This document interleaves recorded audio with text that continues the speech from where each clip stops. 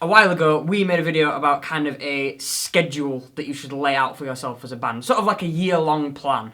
But when we did that, that was kind of a hypothetical scenario that we made up. So today, I want to apply that to an actual band.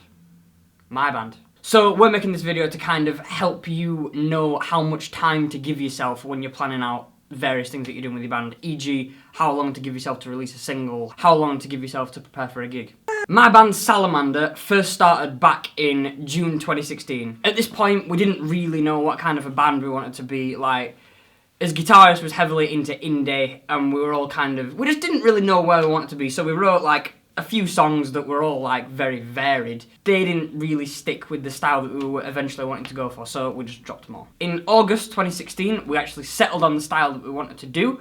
We miraculously found a drummer. I mean, every band ever like really struggles to find a drummer. We sort of didn't. We just happened to like materialise one out of the blue, which was really lucky for us.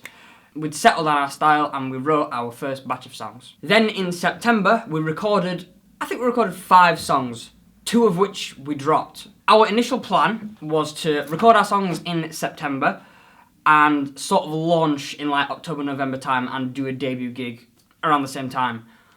Those plans sort of fell through. Like, we had a few issues with the venue that we were trying to get to do the gig for. So that ended up getting pushed back into spring next year, which was this year, so 2017. So because we pushed the gig back, we also pushed the launch back because it was really important to us that we launch and do our debut gig within a relatively short time frame. So we decided to take all of that and just put it a bit later. Then in 2017, we had finally got plans to do our gig, so we thought, we can launch now. So in March 2017, we launched and we released our first single. In one of our previous videos, you talked about how you contacted press and you got blogs and stuff. I didn't with my band, but you did. Whenabouts did you start contacting press and stuff about that launch? Well, it was when we'd actually confirmed when we were going to release it. So we confirmed the release date for our first single to be March. I started contacting press and PR about 2 months before that. It was like late January when I started. Then in April, we did our first gig and we managed to sell it out. We managed to sell it out because we started promoting it really early. Like, we started actually talking to people about it before we publicly announced it, didn't we? Yeah, we knew that we were going to plan to do the gig. So before we got a venue, before we got a date, people knew about it, even though it didn't exist. Yeah. So I think we announced like 4 weeks before we did it, or 6 weeks or something, wasn't it? So it gave us plenty of time to sell all the tickets that we needed to. We did. We sold out. It was a fucking mint gig. Would you agree? I would agree, yeah. Fucking mint gig. So in June 2017, we released our second single along with a B-side. Both of these songs were recorded back in September 2016. Like, we like to record songs in bulk and then like release them, so we're not saying...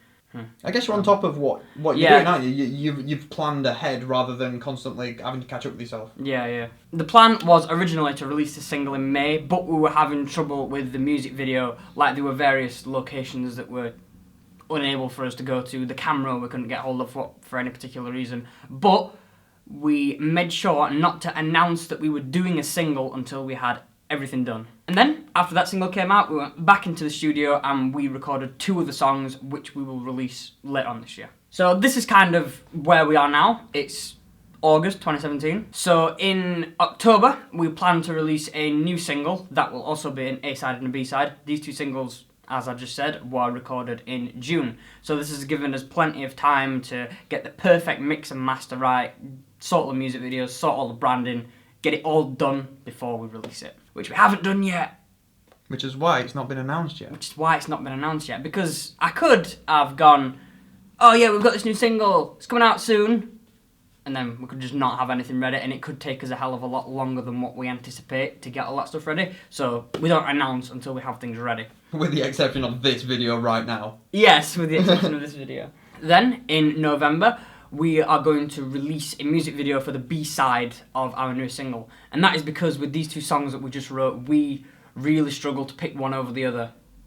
Like, they're both, in our opinion, really good songs. So we decided to put the more different one out first, because it contrasts with the 2 singles that we have out already. When we were planning our first 3 singles, we wanted to do them in a very specific order. We wanted the first one just to be loud and horrible, which is what it was, just to kind of announce we're here. The second one, we wanted to have a bit more musical quality to it, a bit catchier, a bit more radio friendly, so put that out then, just to showcase our more, I suppose you could call it like a pop side, as much as I hate to say that, like, yeah, commercial side, yeah. And then with the third single, which is yet to come out, this is a little bit weirder, it's a little bit different, it comes from different influences that we have as a band, so it's not sticking to the same style.